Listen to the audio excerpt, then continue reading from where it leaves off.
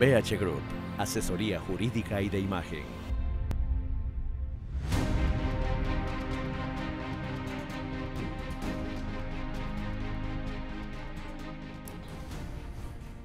Entrevista veraz con el ingeniero César Litardo, presidente de la Asamblea Nacional.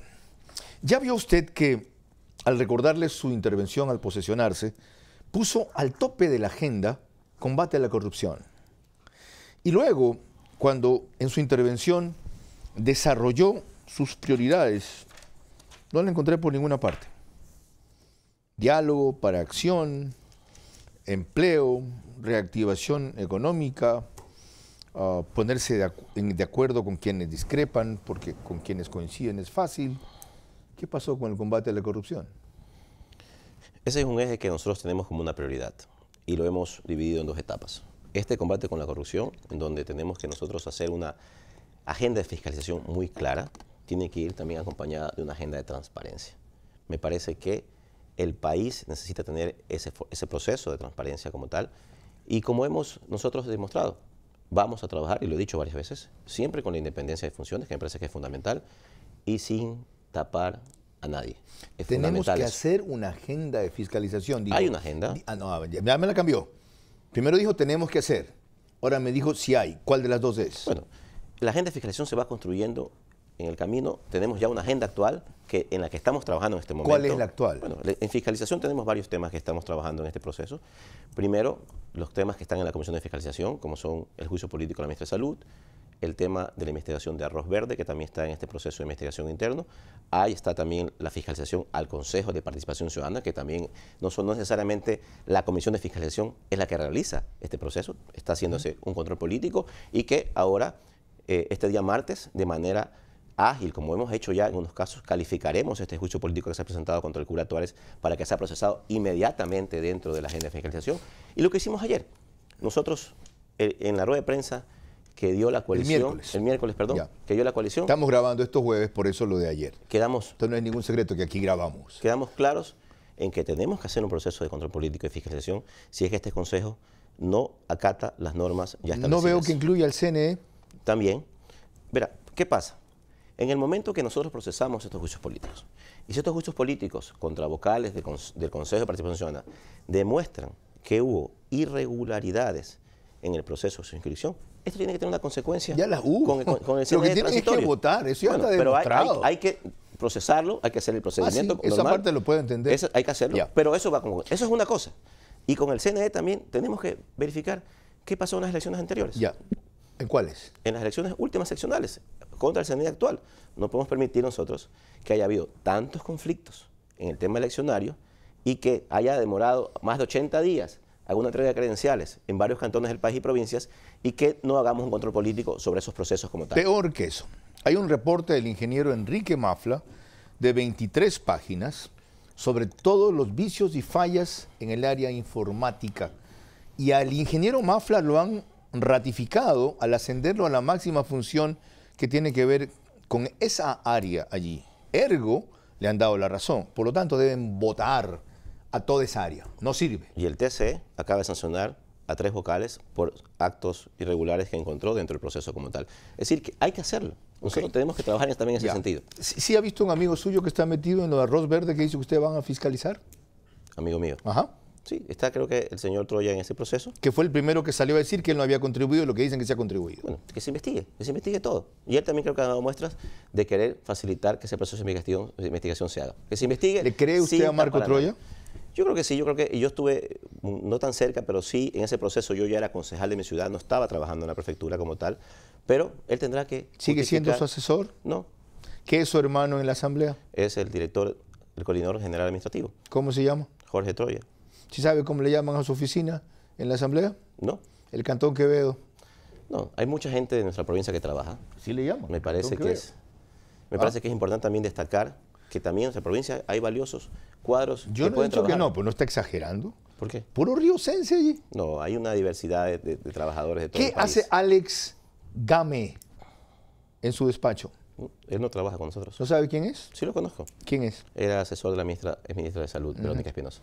Ya. ¿Usted es partidario que ese juicio a la ministra de Salud Espinosa ¿Se concreta aunque ella no está en funciones? Tiene que procesarse en la comisión como tal. Creo que este jueves hay plazo para que se termine el proceso del juicio político de la ministra Espinosa y esperemos ver qué se resuelve en ese caso. De lo que usted acaba de decir, todavía no puedo decir de hacer, va a manejarse con independencia respecto al Ejecutivo que consiguió los votos para que usted sea lo que es. Bueno, eso está claro de que nosotros, más allá de que se ha hecho un trabajo en conjunto en función de un acuerdo, porque no puedes llegar a un acuerdo en políticas de Estado si no hay un acuerdo también con el Ejecutivo. No, no está claro porque usted no ha hablado de INA Papers, señor presidente de la Asamblea, como parte de la fiscalización. Bueno, ese proceso ya salió de la Asamblea. Ah, ya salió. Ya salió de la Asamblea. Ese proceso ya fue procesado en la Asamblea.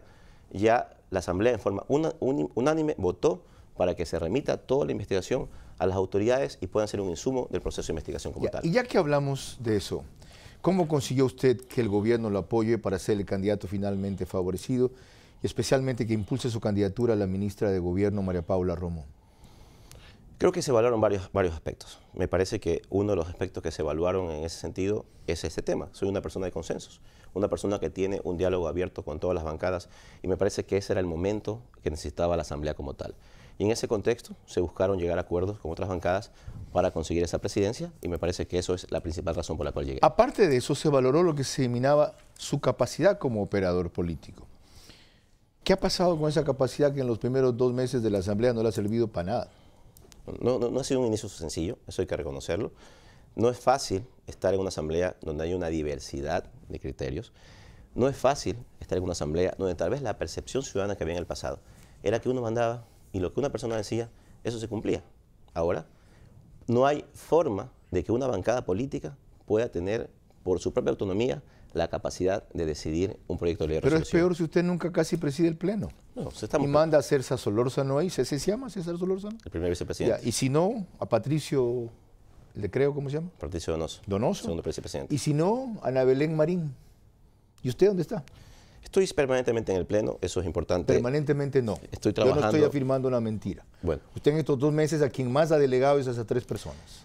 No necesariamente hay que estar en el Pleno para trabajar por la Asamblea. Yo no he dicho eso. Bueno, está diciendo algo parecido. No, que se debe a que usted no tiene una presencia allí para buscar la cohesión y su capacidad de operador político que ha demostrado antes. La operación política no se hace solamente en el Pleno. Se hace en la preparación de las sesiones, se hace en la búsqueda de los consensos que hay que hacer dentro del proceso previo a lo que se va a tratar en el Pleno, porque es un poco lo que hacemos. Procesamos previamente los temas para que en ese sentido vayan ya consensuados hacia el Pleno de la Asamblea como tal. Bien. Veamos ahora lo que usted dijo respecto al tema de combate a la corrupción en un reciente acuerdo que firmó en esa materia.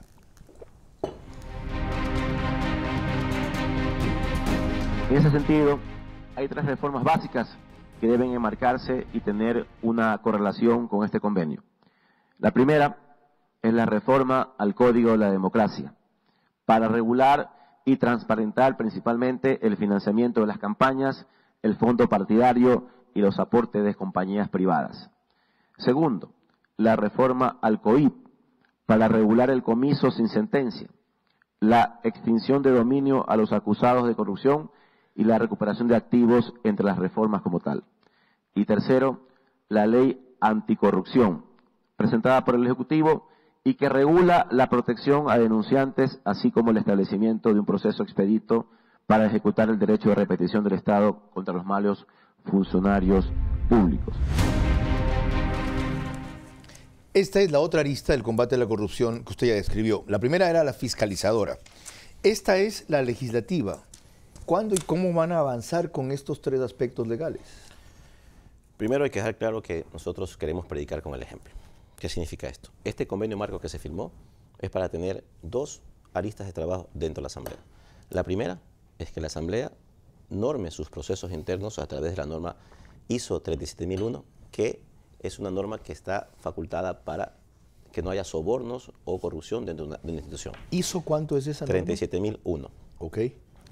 Y vamos a crear dentro de la Asamblea también una oficina antisobornos para desterrar de la Asamblea todos los casos de corrupción que se han denunciado en el pasado. Qué bien, ¿a qué plazo? Bueno, ya está por implementarse en los próximos días. La norma ISO tendrá un proceso en donde demoraremos un par de meses, 2 o 3 meses en ya implementar y certificar algunos procesos. Creo que hasta diciembre tendremos ya resultados al respecto.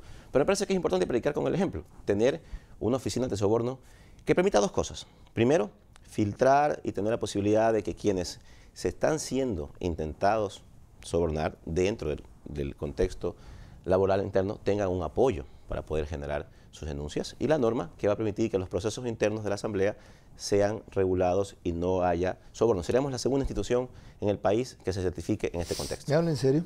¿Serio? ¿Usted cree que es posible? Hay que hacerlo. No se ofenda, pero no le creo. Bueno, yo le voy a demostrar que así va a ser posible esto. Es primera vez que conozco el alcance de esta cuestión. Sí, ¿se acabaron los diezmos? Se van a acabar los diezmos en la Asamblea. Sí ve cómo me responde, ¿no? Se van a acabar los diezmos en la Asamblea. Le vuelvo a preguntar, ¿se acabaron los diezmos? Se acabaron los diezmos en la Asamblea. Ok. ¿Van a sancionar los casos pendientes y a investigarlos? Estamos esperando y estamos insistiendo a la Fiscalía que acelere estos procesos. Es importante que el país tenga una claridad en qué ha pasado en estos casos, y estamos insistiendo constantemente para que se pueda dar ya al país la verdad en los casos que hay. ¿Sabe usted que uno de los presidentes de las comisiones que resultó del último pacto denominado Acuerdo de Gobernabilidad por ustedes tiene 2 denuncias sobre ese tema? No recuerdo. ¿No sabe cuál es? ¿Cree que debe seguir presidiendo ese asambleísta esa comisión? Bueno, me parece que hay que seguir los procesos como tienen que ser. Nosotros también tenemos que respetar en muchos aspectos el debido proceso en un caso y la presunción de inocencia. Me parece que hay que también ser claro que antes no se hacían estos temas, y al final, si es que en el proceso judicial se demuestra que ha habido una irregularidad, seguramente tomemos los correctivos necesarios. Ya que hablé de las comisiones, vamos a las comisiones. Bueno, no hablamos todavía de los proyectos de ley. ¿Cómo trabajamos en el ¿Quiere código? usted conducir la entrevista o la va a conducir yo? Me preguntó eso antes, no le respondí. Vamos a tratar los proyectos de ley, sin duda. ¿Ya? ¿Se refiere a los 3 de la corrupción que usted anunció allí o a otros de la agenda legislativa? Usted me preguntó en la agenda cómo vamos a trabajar en 3 leyes que yo dije en ese informe, en esa reunión. Recuérdeme no olvidarlo. Bueno, lo del No, recuérdeme no olvidarlo. Ok. ¿Ya? Usted dirige el Parlamento, no esta entrevista. ¿Ok? Ya ve, me hizo distraer. Ok.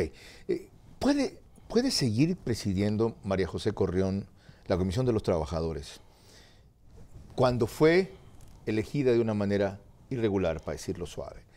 Cuando ustedes en el Pleno eligieron a esos 3 presidentes de comisiones, de paso no los posesionaron, que debieron haber hecho en ese rato. Y ahora se enfrenta a la circunstancia de que no tiene mayoría ahí, esa comisión se va a paralizar.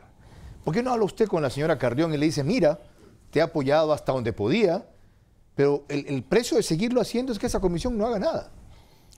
En mi criterio, el proceso para elegir en su momento a las comisiones inicialmente, en esas 3 que hubieron problemas, no fue el correcto. El artículo 25 de la Ley Orgánica de la Función Legislativa es claro en el proceso tácito de que la primera persona de la lista encabeza. Pero ya eso es un tema que luego, al ser el Pleno un ente democrático y ser el máximo organismo de la Asamblea, eligió estas autoridades de estas comisiones. No necesariamente, y la ley no dice que nosotros tenemos que posesionarlo, es un tema ya de proceso interno. A su juicio lo convalidó, a mi juicio no, pero ahorita eso no es importante. Bueno, lo importante es que sigue una situación de estancamiento en esa comisión. Y yo lamento que sea así. Si hubiera sido al revés. Aunque tiene que ver con uno de sus objetivos, empleo. Si esa comisión no opera, ¿cómo va a sacar adelante la agenda de generar empleo? Por eso lo dije ayer en la rueda de prensa. Me parece que es irresponsable de los asambleístas que no están dando quórum fijarse en personas y no en objetivos como tal. Así que yo hago un llamado nuevamente a aquellos asambleístas, porque no es un tema de nombres, es un tema de lo que usted dice, de dejar al país sin la capacidad de generar leyes para la ciudadanía. ¿A usted le parece que es más importante el nombre de una presidencia de una comisión que, por ejemplo, ya definir cómo vamos a proceder a elegir al tercer vocal del IES, en donde está la representación de los trabajadores? Me parece que eso es más importante que tener una presidencia. Nadie puede estar en contra de eso. Ahora tengo que responderle a usted sus preguntas. Ahora quiere entrevistarme a mí. No, solamente le hago un comentario como un ejemplo de lo que es prioritario. No las personas, sino lo que la gente ¿Sabe qué, señor interesa. presidente? ¿A quién debe reclamarles? A los 2 socios de ustedes de Creo que votaron por Vicente Tayano cuando no estuvo María José Carrión y se apartaron del acuerdo. Eso tiene que ver con lo mismo que empezamos al principio. No se puede hablar de irresponsabilidad en general de todos los asambleístas, sino de que ustedes han hecho un acuerdo que hace agua. Bueno, también en ese proceso de acuerdo, por ejemplo, se invitó a los señores socialcristianos a tratar de llegar a acuerdos como tal, y ellos manifestaron que no tenían intención de participar en ninguna comisión. ¿Y por qué después sí? Entonces me parece que sí hay un poco que tener la capacidad de entender esos contextos, y nosotros somos claros. Fueron llamados a también participar en este acuerdo en función de lo que hemos hablado, trabajo, desarrollo, empleo.